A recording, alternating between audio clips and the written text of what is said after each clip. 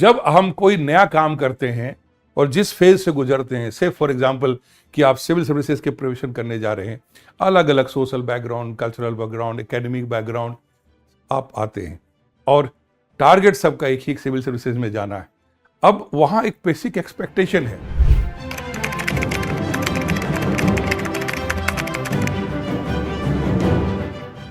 एक वर्ड है, आपने यदि सुना हो तो इसको कहते हैं paradigm.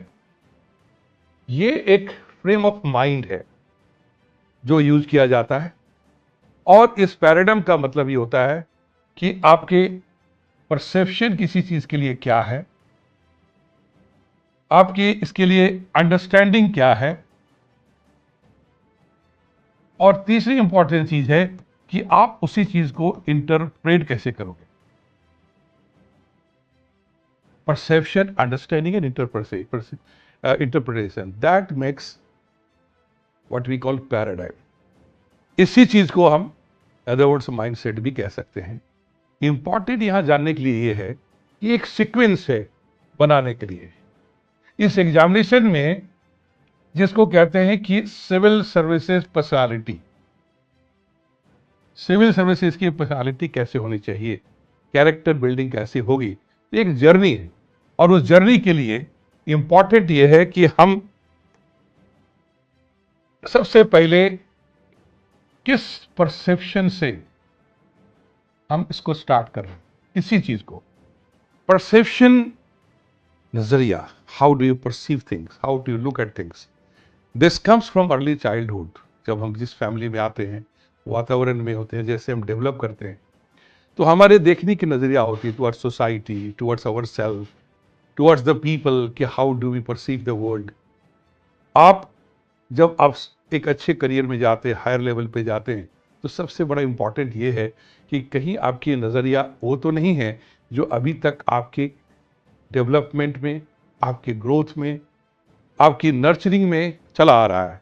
You may be coming representing a some of maybe community, your caste, maybe people, some biasness, लेकिन यहाँ जो है एक इतनी बड़ी जिम्मेवारी की ओर जा रहे हैं, जहाँ सिविल सर्विस में जा करके आपको लाखों करोड़ लोगों के जीवन की जिम्मेवारी आपकी एक एक डिसीजन पे मायने रखेगा। तो वहाँ आपकी परसेप्शन मैटर करेगा, and that perception needs a change if it is not correct. But perception से जैसी परसेप्शन होगी वैसी आपकी थिंकिंग बनेगी, कि जो थिंकिंग का पैटर्न होगा आप इस पर आधारित होगा, और जैसा आप लगातार सोचेंगे उसी प्रकार की आपकी एटीट्यूड बन जाएगी, और जिस तरह का आपका एटीट्यूड होगा वैसी आपकी बिलीफ होता जाएगा, और जैसे आपका बिलीफ होगा उसी के अकॉर्डिंगली आप एक्शन करेंगे, और जैसे आप एक्शन लगातार करोगे उससे आपकी हैबिट बनेगी, और जब आपकी जैसी आपकी हैबिट होगी वैसे आपके नेचर बनेगा, और यही जैसा नेचर होगा आपका वही आपका कैरेक्टर बनेगा, जिसको हम पर्सनालिटी का नाम दे सकते हैं। ये एक प्रोसेस है। तो जब हम कोई नया काम करते हैं और जिस फेज से गुजरते हैं, से फॉर एग्जांपल कि आप सिविल सर्विसेज के प्रोविजन करने जा रहे हैं, अलग अलग social background, cultural background, academic background आप आते हैं और टारगेट सबका एक ही सिविल सर्विसेज में जाना है। अब वहां एक बेसिक एक्सपेक्टेशन है। अब इंडियन कॉन्स्टिट्यूशन के जो 3 टियर सिस्टम है, लेजिस्लेचर, एग्जीक्यूटिव एंड जुडिशरी, आप मोस्टली कहाँ है, एग्जीक्यूटिव में, वहाँ जो भी पॉलिसीज बनेगी, प्रोग्राम बनेगा, इंडियन कॉन्स्टिट्यूशन की जो गाइडलाइंस हैं, जो हमारे लॉज हैं, सिस्टम के अंदर आप उसको इम्प्लीमेंट करेंगे। तो यू हैव टू सी कि what are the basic guidelines of our Indian constitution and preamble of the Indian constitution, कैसे इंप्लीमेंट करेंगे। यहाँ आपकी पर्सनल जो बैकग्राउंड अभी तक आया है हो सकता है कि क्लास हो जाए। तो सबसे पहले इंपॉर्टेंट है इसको समझना कि आपको चेक करना है कि क्या मैं इस प्रोसेस, जो सिविल सर्विसेज के ट्रेड्स हैं, जो एक्सपेक्टेशन है इस करियर के अंदर कि मैं सीनियर पोजीशन में जब IAS, IPS, फॉरेन सर्विस, तमाम सिविल सर्विसेज के अंदर बैठूंगा या बैठूंगी, तो मेरा ये पूरा प्रोसेस क्या ट्रांसफॉर्मेशन के लिए रेडी है, क्या मेरे पैराडाइम में एक चेंज आ रहा है, या जस्ट मैं उसी पैराडाइम पे आगे काम कर रहा हूँ जो मुझे अपनी सोसाइटी ने, फैमिली ने दिया है, which may not fit into the system of civil services. इसके लिए आपको ओपन होकर के देखना है you need right guidance, you need not clarity, a kind of consciousness. तो यहाँ सबसे पहले जब हम माइंड सेट की बात करते हैं, और यहाँ हमने कहा कि जैसी आपकी थिंकिंग होगी वैसा आपका एटीट्यूड बनेगा। अब जैसा एटीट्यूड वैसी आपकी एल्टीट्यूड, वैसी सक्सेस का फॉर्मूला बनेगा। क्योंकि एटीट्यूड इज आमतौर पे कॉमन आप यूज करते हैं एटीट्यूड वर्ड के, बड़ा एटीट्यूड है इस बंदे का, नेगेटिव एटीट्यूड है। But quite often people don't know what exactly is the meaning of attitude. Attitude is your response to the stimulus. क्या परिस्थिति आ रही है, सर्कमस्टांसेस क्या है, चुनौतियां एक जैसी हो सकती है, आप उस पर रिस्पॉन्ड कैसे कर रहे हो, इस पे डिपेंड करता है कि आपका एटीट्यूड क्या होगा, नेगेटिव होगा या पॉजिटिव होगा। एक ही परिस्थिति में कोई आदमी नेगेटिव हो जाता है, कोई पॉजिटिव हो जाता है। एक ही परिस्थिति में कोई फेलियर में चला जाता है, कोई सक्सेस में पाता है। ये ऑल डिपेंड करता है कि किस एटीट्यूड के साथ आप ग्रो करना चाहते हैं और कैसे आपने उसको अपने जीवन में लिया है। एक बार कुछ साइकोलॉजिस्ट ने दो भाइयों के ऊपर रिसर्च किया। वो दोनों भाई एक ही पेरेंट्स के थे, नेचुरली उनको एक जैसा होना चाहिए था, सिचुएशन एक था। तो उसका जो बड़ा भाई था वो हमेशा डिप्रेशन में, स्ट्रेस में, एंजाइटी में, दुख में रहता था, बीमारियों से घिरा हुआ था, बहुत परेशान था, टेंशन था। तो जब उससे साइकोलॉजिस्ट ने पूछा कि भाई तुम्हारे जीवन में इस तरह की परिस्थिति का कारण क्या है, अपने जीवन को तुमने ऐसा क्या बना रखा है।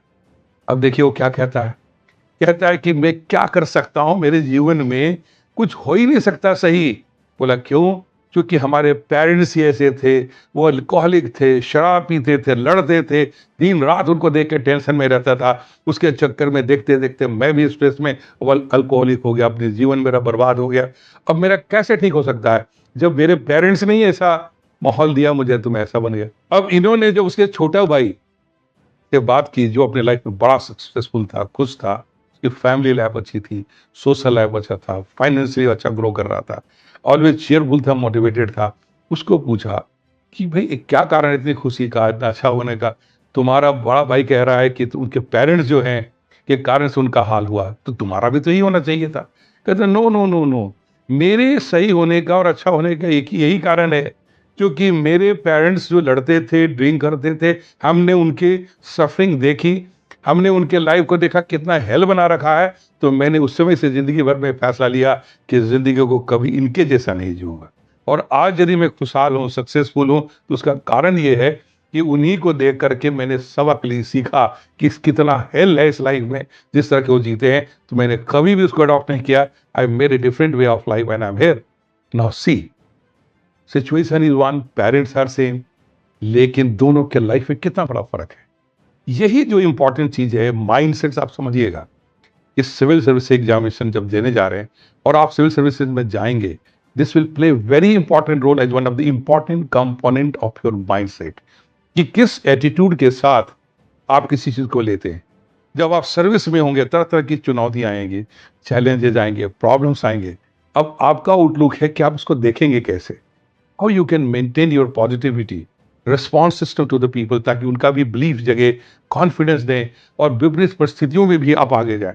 कैसे आप एडवर्सिटी को भी अपॉर्चुनिटी समझते हैं, it all depends on you. So one of the major component is the kind of attitude you are going to maintain that will make your right mindset for civil service examination.